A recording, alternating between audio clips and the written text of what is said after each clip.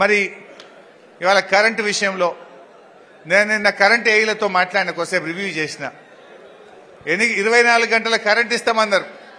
రోజు సాయంత్రం 5 గంటల 45 నిమిషాల కరెంటు పోతుంది, 3 ఫేజ్ కరెంట్.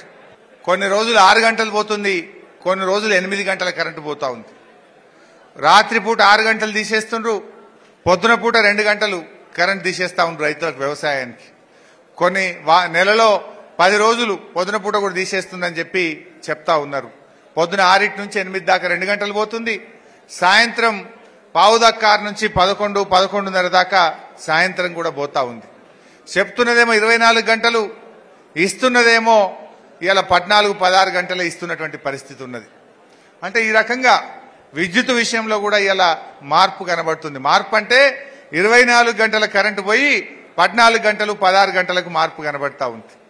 ఎరువుల కొరత మళ్ళీ చెప్పుల లైన్లో పెట్టే విధంగా అక్కడక్కడ ఎరువుల కొరత కూడా రాష్ట్రంలో మనం చూస్తా ఉన్నాం. అక్కడ ఈరోజు మార్పు కనబడతా ఉంది. ఇవన్నీ విషయాలు ప్రజలు గమనిస్తా ఉన్నారు. మా కళాకారులు కూడా బాగా కష్టపడ్డారు. కళాంజలి రాజేష్ గాని మా తమ్ముళ్ళు మొన్నటి ఎన్నికల్లో వాళ్ళు కూడా చాలా బాగా పనిచేసినారు.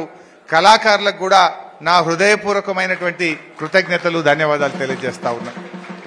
మా సిద్దిపేట జర్నలిస్టులు కూడా, మా సిద్దిపేట ఎప్పుడూ అగ్రభాగాన్ని ఉండాలని మా సిద్దిపేట జర్నలిస్టులు కూడా ఎంతో గొప్పగా మాకు సహకరించారు.